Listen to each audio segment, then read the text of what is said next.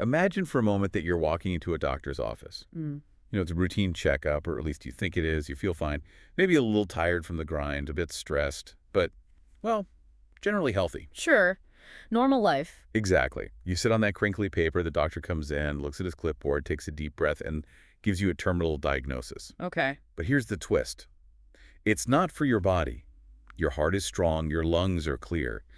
Biologically, you are set to live for another 40, maybe 50 years. That's almost a cruel irony in this context. You have the health, but not the runway. Precisely. The terminal diagnosis is for your career. It's for your ability to earn money. It's a diagnosis that says your utility in the economic machine has reached its absolute end. Wow. You're effectively deceased as an economic entity, even though you still have to pay for groceries for the next half century. That is a terrifying opening image. But it sets the stage perfectly for what we're grappling with today. It really does. We're looking at a very specific and frankly haunting conversation that was recorded back in January 2026.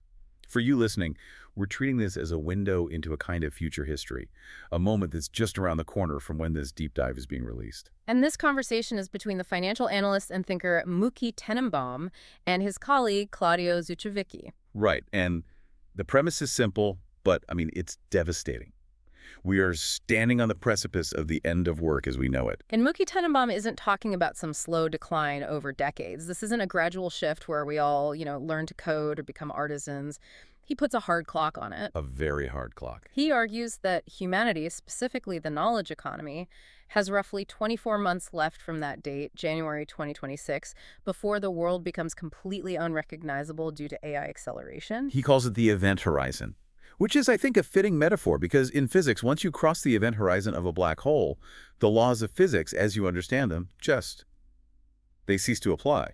And Muki Tenenbaum is suggesting that the laws of economics, supply, demand, labor, wages, they're all about to break down in a very similar fashion. So our mission for this deep dive is to unpack Muki Tenenbaum's roadmap for this transition. We aren't just talking about chatbots writing bad poetry or helping you draft a marketing email. No, this is much bigger.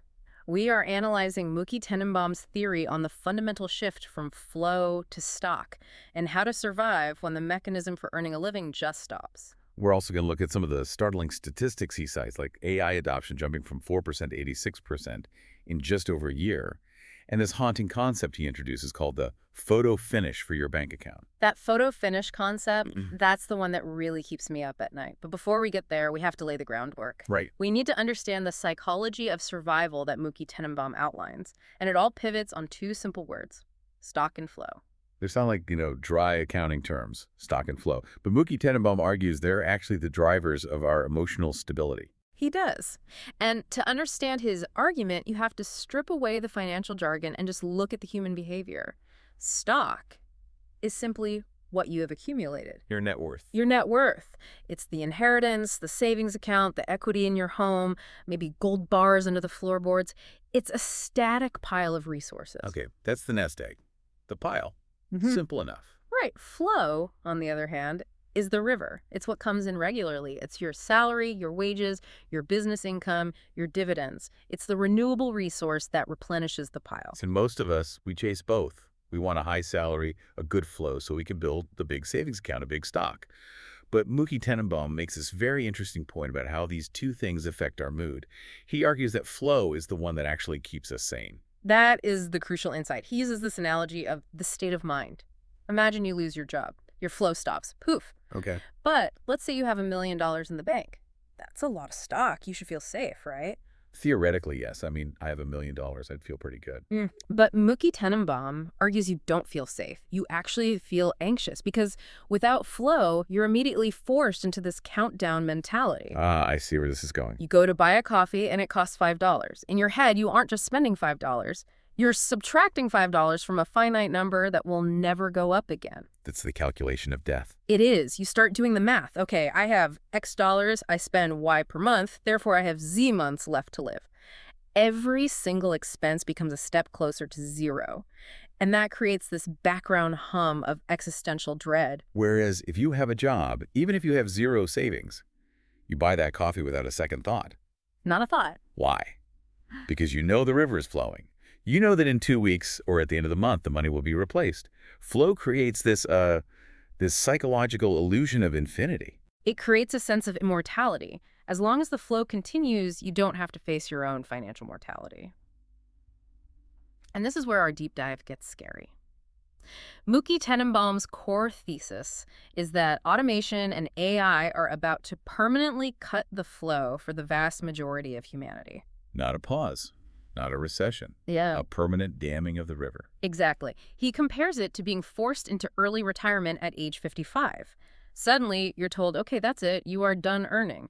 But you might live to be 90. Right. Suddenly, the anxiety spikes because you know the tap is dry and you're just staring at a static pile of stock that has to last for decades. And Mookie Tenenbaum suggests that the closer we get to this event horizon of total automation, the higher the collective societal anxiety becomes. It's like we can all hear the water pressure dropping in the pipes. We can feel it. Yeah. And Mookie Tenenbaum points out that this anxiety leads to denial. People don't want to hear it. It's like that terminal diagnosis we started with. Yeah. It's too painful to accept that your profession, your identity as a worker, is about to be obsolete. So we pretend it's just a tool or a fad. Well, let's get into that. Let's talk about why he thinks this is happening now. I mean, we've heard the robots are coming since the 1950s. Why is Mookie Tenenbaum so sure about this 24-month timeline starting in 2026? It really comes down to the data he was analyzing at the time. He isn't looking at science fiction. He is looking at the cold, hard economics of computing. Okay. He cites a few specific stats that paint a picture of exponential acceleration. The first, and arguably the most important, is the collapse of inference costs. We need to unpack that term inference. It sounds super technical, but it's effectively the product that the entire knowledge economy sells, right? That's a great way to put it. Think of it this way. Training an AI is like sending a human to law school. It takes years, it costs millions of dollars in electricity and hardware. It's a massive upfront investment. That's training. Okay, got it. But inference is what happens after law school. Inference is when you ask the lawyer a question and they give you an answer. So inference is the application of intelligence. It's the act of thinking through a problem and delivering a solution. It's the work. It is the work, correct. Now, in the human world, inference is expensive. If I want a lawyer to infer the best clause for a contract, I have to pay them, what, $500 an hour? At least. I have to pay for their office, their insurance, their coffee breaks, their sleep. Human inference is a scarce, high-cost commodity. And Mookie Tenenbaum notes that in the year leading up to January 2026, the cost of AI inference didn't just drop, it collapsed. It dropped by 98%. It became 150th of what it was just the year before. That is the definition of demonetization. It's basically free. It is. And when the cost of something drops by 98%, you stop using it staringly. You start using it wastefully. You embed it in absolutely everything. You don't just use AI to write the contract. You use it to negotiate the contract, audit it, translate it, and file it, all for fractions of a penny. So if I'm a CEO and I can get inference, which is just a fancy word for knowledge work, for effectively zero cost, why on earth would I pay a human $100,000 a year to do it? That is the brutal math Mookie Tenenbaum is presenting, and it leads directly to his second data point, the proliferation of agents. He mentions there were 1.5 million distinct AI agents or species recorded at that time. Now compare that to 8 billion humans. That sounds like a small number one AI for every 8,000 people. Why is that significant?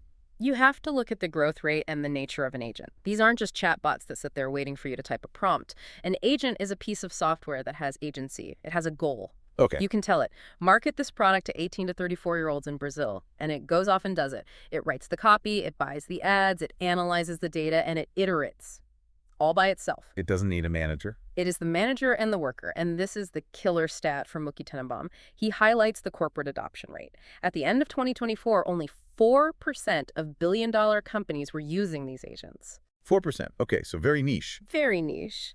By January 2026, just over a year later, that number hit 86%. 86. That's a vertical line. That isn't adoption, that is a takeover. It's a conquest. And 75% of those companies called the change irreversible. They aren't going back to human labor. They've crossed the Rubicon. So Mookie Tenenbaum's prediction, based on that, is that within 2 years of that recording, most desk jobs, all white-collar work, will simply cease to exist.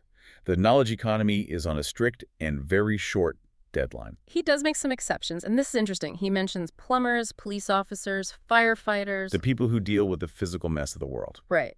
If your job involves navigating a chaotic physical environment, like crawling under a sink, running into a burning building, wrestling a suspect, you have a kind of moat. A moat against the AI. Exactly. AI is brilliant at manipulating symbols and data, but robotics is still lagging just a little bit behind in terms of fine motor skills and adaptability in unstructured environments. So the great irony is that we spent 40 years telling kids, don't be a plumber, go to college, work with your brain. And now Mooky Tenenbaum is saying, actually, the plumber's the only one who's safe. It is a complete inversion of the value hierarchy we've built. The safe jobs are now the risky ones, and the hard jobs are the safe ones. Wow. And to cap off this whole segment on acceleration, Mooky Tenenbaum points to Jensen Huang, the CEO of NVIDIA. The man selling the shovels in the AI gold rush. The very same. Huang said that the world post-2026 will be fundamentally unrecognizable. Now, skepticism is healthy here. Of course, Huang wants to sell chips. Right, he has a vested interest. A massive one. But Mooky Tenenbaum argues that Huang sees the order flow. He knows that the biggest companies on Earth, Microsoft, Google, Amazon, are spending hundreds of billions of dollars on this infrastructure. They're not doing that for fun. They are building the machine that replaces the workforce. Which brings us to the most vivid and maybe the most distressing metaphor of this entire deep dive. The photo finish. This is the core concept. If you take nothing else away from Mooky Tenenbaum's theory today, you have to understand the photo finish. So let's unpack this.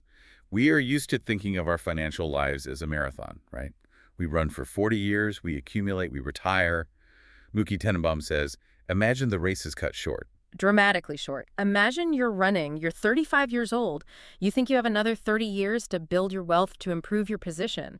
Suddenly, a voice comes over the loudspeaker and says, the race ends in 24 months. And when the race ends, what happens? The camera flashes. Click. The race is over. The runners stop. And wherever you are standing at that exact moment, well, that's your position forever. That is the photo finish. That is the photo finish. Because the flow has stopped, you can no longer move forward. You can no longer earn your way up the ladder. You are frozen in time. Your balance sheet becomes perpetual. That's an incredibly claustrophobic idea. It implies this rigid, almost feudal caste system based on assets held at one specific moment in time. It creates an immense crushing pressure on the present moment. This is what Mooky Tenenbaum calls the accumulation dilemma. If you know the race is ending, how do you run differently? You sprint. Yeah. You panic. You try to accumulate a lifetime's worth of wealth in just 24 months. And that leads to a very dangerous psychological state. Do you gamble everything now? Do you take massive, crazy risks to try and build that cushion before the flashbulb goes off? Or do you just freeze, paralyzed? This is where Mooky Tenenbaum offers some very specific, albeit grim, advice. He quotes his father-in-law's wisdom. Before you're 50, you try to make money. After you're 50, you try to stop other people from taking it. So that's the classic shift from offense to defense. Right. When you're young, you play offense, you take risks, you start businesses, you job hop. If you fail, you have time to recover. But when you're older, you play defense. You preserve what you have because you don't have the time or the energy to rebuild it. And Mooky Tenenbaum's point is that in this accelerated timeline, we're all over 50. Exactly. Even if you're 25 years old physically, economically, you are in the preservation phase.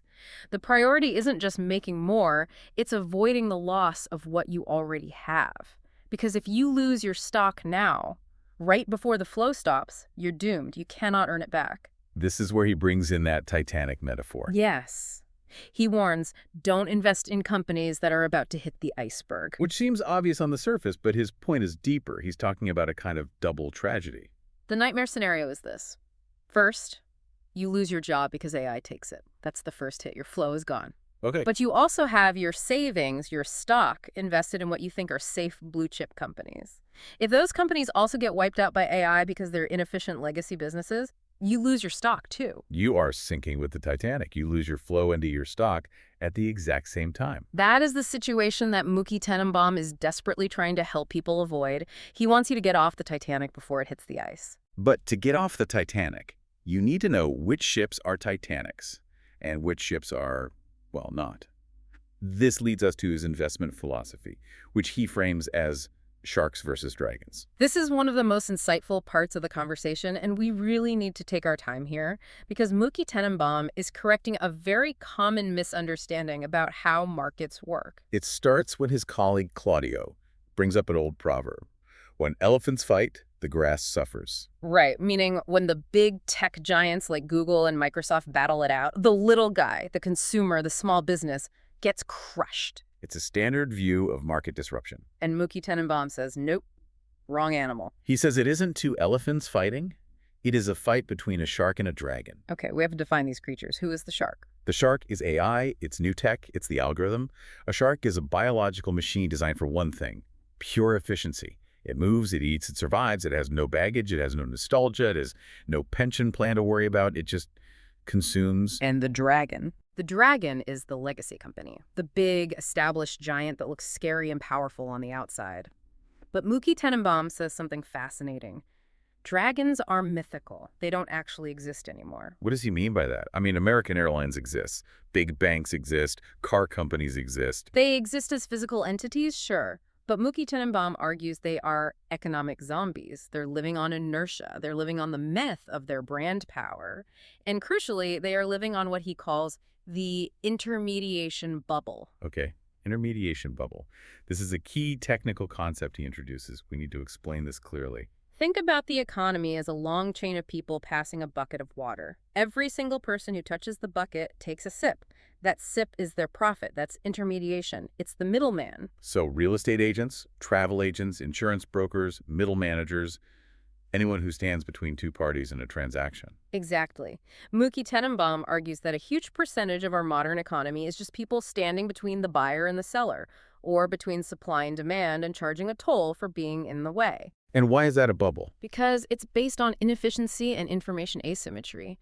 The only reason I need a travel agent is because I can't easily access all the flight schedules and prices myself. The only reason I need a mortgage broker is because I can't easily stand every single bank's lending criteria. But AI changes all of that. AI is the ultimate disintermediator. The shark eats the middleman.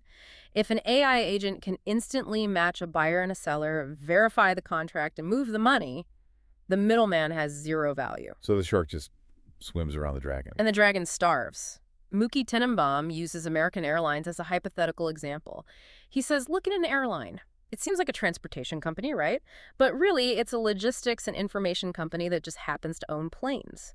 It relies on a super complex web of booking systems, pricing algorithms, loyalty programs, and brand marketing to keep you paying a premium for a seat. And in a world of AI agents, my personal AI agent doesn't care about the American Airlines brand. It doesn't care about the cute commercial or the frequent flyer miles. It cares about one thing. Get my human to London, fastest route, cheapest price. it's pure logic. It scans the entire global inventory in a millisecond. It commoditizes the flight. It finds the absolute best deal regardless of the logo on the tail of the plane. So the airline loses all its pricing power? It just becomes a generic operator of aluminum tubes? Exactly. The margins collapse. And the dragon, which is built on high overhead, thousands of employees, and brand mystique, it simply cannot survive on those razor-thin margins. But the shark, the lean AI platform, thrives. So Mookie Tenenbaum's warning is crystal clear. Do not invest in dragons. Do not look at a company and say, oh, they've been around for 100 years, they must be safe. In fact, their age and their size might make them more vulnerable because they're harder to pivot. That is the core of the Titanic risk. You think the ship is unsinkable, but it's actually just a very large, very slow-moving target for the iceberg. This paints a picture of just massive economic upheaval. Flow stops for individuals. Dragons die for investors. Sharks eat everything. But what happens to society? If billions of people lose their flow, and with it their sense of purpose, that sounds like a recipe for absolute chaos. It does. And Mookie Tenenbaum and Claudio, they don't shy away from this. They get into the societal fallout in pretty dark terms. To start with the psychological toll, right? The denial. The Luddite reaction. We are already seeing the beginnings of this. Writers refusing to use AI. Artists suing image generators. Mookie Tenenbaum mentions a neurologist, a guy named Nelson Castro, who insists on handwriting everything to maintain his fine motor skills. Which, medically might be good advice. Sure, for your brain health, it's probably great. But economically, Mookie Tenenbaum views it as a kind of stoic resistance. It's noble, but it's ultimately futile. You can write by hand all you want, but if the market demands the speed and cost efficiency of AI, you won't get paid for your beautiful handwriting. So denial is the first phase. But then Claudio Suchavicki brings up a much scarier possibility. Violence. He invokes the famous RAS experiment. Tell us about that. I think I've heard of this. He's referring to the Universe 25 or Rat Park experiments. Scientists created a utopia for rats. Unlimited food, perfect climate, no predators. They removed every single struggle for survival. And the rats lived happily ever after. Yeah. They went insane, they became hyper-aggressive, they stopped breeding, they formed violent gangs. Society just it collapsed into a behavioral sink, as the researchers called it. Wow. Claudia's fear is that humans are wired for struggle. If AI takes away the struggle of work, if we just get a universal basic income check from the government and sit at home, we might turn on each other just to feel something. We become bellicose. We destroy the paradise because we can't handle the boredom. Exactly. He asked the question, will we destroy the abundance that AI creates? And Mookie Tenenbaum has a very specific, and I have to say, a somewhat chilling counterargument to this. He does. He doesn't deny that the violence will happen. He admits there will be terrorism. He admits there will be machine-breaking, neo-Luddites. But he argues that the revolution will fail. Why? Why would it fail? Because of the asymmetry of power. He argues that the state, empowered by AI surveillance, will be able to suppress any mass rebellion with terrifying efficiency. The shark works for the government. In a way, yes. If an AI provides total surveillance, predictive policing, and automated enforcement, a disorganized mob of unemployed humans stands absolutely no chance. Mookie Tenenbaum envisions a world where the state is incredibly powerful. But then he takes it a step further, and this is the part that I found really, really provocative. He suggests we might actually want the AI to be in charge. This is the AI governance argument. Mookie Tenenbaum contrasts AI with human leaders. He mentions historical figures like Juan Domingo Perón, and he's very critical of him in the source materials, citing him as a prime example of the human element gone wrong. Humans are messy. We have egos. We hire our friends. We hold grudges. We're emotional. Exactly. Mookie Tenenbaum argues that human leadership is so often driven by bias, corruption, and raw emotion. But an AI is indifferent. It doesn't care if you're rich or poor. It doesn't care who your father was. It just applies the rules without passion. So he's arguing for a sort of algorithmic neutrality. He suggests that in a chaotic world, the cold, unbiased rule of an algorithm might actually be preferable to the fiery, destructive whims of a human demagogue. It's a very Hobbesian view we submit to the Leviathan, which in this case is the AI, to keep us from killing each other in the rat park. That is a bleak form of optimism. It's better to be ruled by a calculator than a tyrant. But it fits his stock worldview perfectly. Stability is the ultimate goal. If the AI provides stability, Mookie Tenenbaum seems to accept the trade-off. So we've covered the tech, the finance, and the society. Let's try to bring this down to the ground level for the listener. We have a few minutes left. Mookie Tenenbaum leaves us with a specific piece of advice about tools. Don't fall in love with the hammer. Explain what he means by that. It's a metaphor for our skills, our professions. If you're a carpenter, you love your hammer. You define yourself by your ability to swing it. But if someone invents a nail gun, you have to switch.